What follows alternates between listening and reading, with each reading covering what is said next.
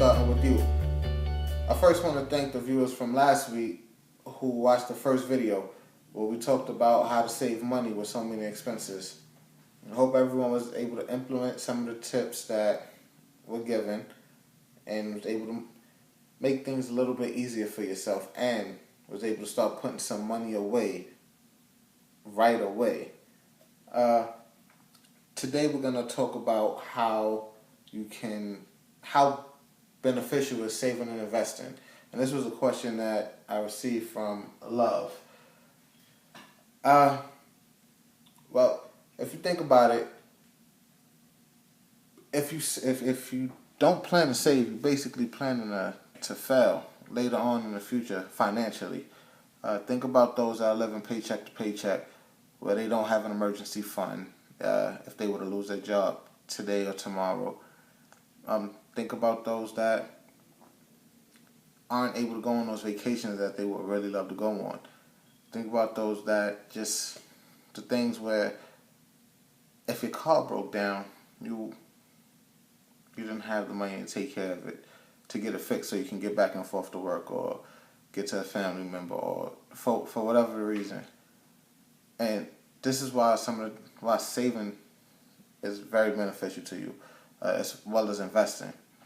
Now, I actually want to go over a few things that I mentioned in the last video, like the financial freedom account, things like that. Well, what I was really talking about was the world's most effective money management system. And just to give you another breakdown of it, it's the financial freedom account, it's the long-term savings account, it's the education account, it's the play account. I know there's a lot of people that want to go out and play. There's your necessities account, like for your bills and things like that. Then you also have your give account, which is for charity. Now there's a breakdown to all of these accounts. Or for those that may not have big accounts, JAWS. You can use JAWS. Let's see. Well, let's say you get paid weekly, bi-weekly, or whatever your income time frame is. Every time you get paid, you just put a little bit of money away, or you break your money up. And by you breaking your money up, it helps you to put it away where you can save for everything and still do the things that you want to do on a day-to-day basis. Now let's see. We can start off with the financial freedom account. Now, before we go there, let's just give you a figure, easy figure for you to work with. We can use something like, let's say, $100. We'll just go with $100. Say you get paid $100. Now, with your financial freedom, with your money management system, what you do is you would take 10% right off the top. It's called paying yourself first. You take 10% of your paycheck right off the top, and you put it into a financial freedom account. This is an account that you cannot touch. You don't touch for anything other than an investment, where the money will grow. So you will basically put it in something like a savings account or IRA account that prevents you from going into it and touching it. You put that away. That's you paying yourself first before you pay any bills or any children, for those that have children. You put that money. That's the 10%. Then you have your long-term savings account. Your long-term savings account is an account that you would put away for something that you want to save for. Let's say big ticket items. Let's say you want a big TV, for the fellas that into TVs. If you want a big 60-inch screen TV, or let's say a 72-inch screen TV, you would put away for that, as opposed to when your paycheck comes, you take all that money out, you spend it, and then you have nothing left over. You just put some money away for that, and then when that time comes, when you save up enough, you go out and you buy that TV. And you can break that into two as well. That's 10% as well. It doesn't have to be full 10%. Let's say you want two things. Let's say you want the TV, and you want to buy your lady something nice for whatever. You can break it into 5% a piece. 5% will go for the TV. The other 5% will go for your lady or whatever else it is that you want to save for. Then you have your education account. The education account is you investing in yourself. Whether it be a seminar, a book, a webinar, whatever it may be, to help you towards your education, you will put 10% away for that as well. And it will only be used for that. Then you have your necessities account. Again, your necessities is things like your bills. That's basically it. All your bills. You know what you have to pay on a monthly basis. You know what your bills are. Your necessities are groceries as well. What you would do is you would take 55% of your check and put that aside for your necessities. Then you have your play account. Now this is what most people use their savings accounts for. To go and play, like go to a concert and things like that, or just indulge in whatever it is your vices are. That's what most people use their money for. But with this play account, you only get to put 10% away. And at the end of every month, you have to empty that account on whatever it is. So you take 10% of your check and you put that in there. And then you have the final account, which is the give account, also known as a charity account. You find the one cause that you believe in, and you put the money away.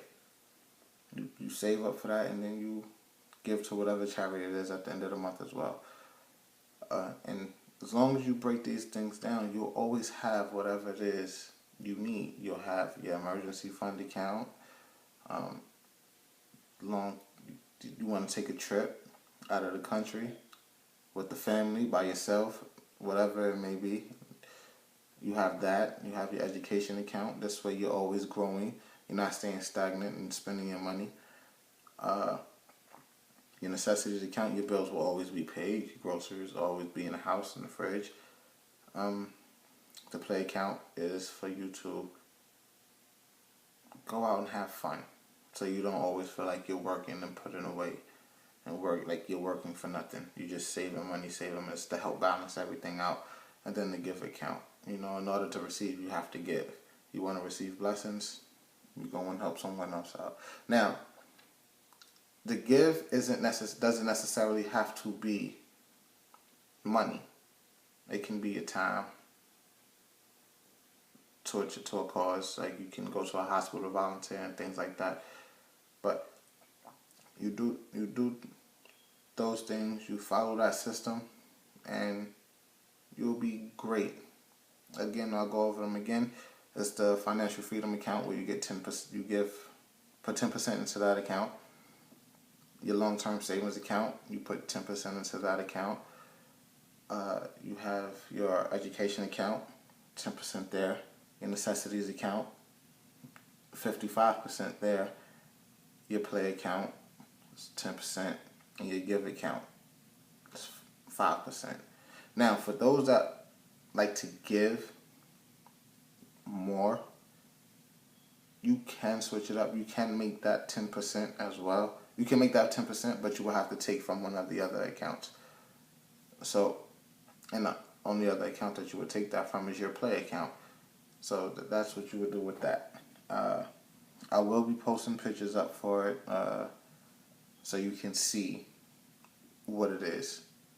And you can write it down in case you forget, so you don't have to keep rewinding the video. Write it down, put it up on the mirror or whatever you want. And again, it doesn't just have to be accounts. It can also be jars. Me personally, I use both. I have the bank accounts. I break them down. And I also have jars sitting on my nightstand. So every night when I come in, any loose change I have in my pocket, I separate it that way. And oh, almost forgot. It's also Wealthy Wednesday. So Wealthy Wednesday, what it's about investing in, making some sort of investment for Wednesday. Now, like I said in the first video, the investment can be anything like investing in your business. If you had to buy some type of equipment for it, something as simple as a printer or a telephone, or just even opening up a bank account for your business. By the way, you can also use the money management system for your business as well. Or maybe you want to buy a book on self-improvement to help you grow self-improvement, or you invested your time into someone else, teaching them something that they didn't know. It's a few things.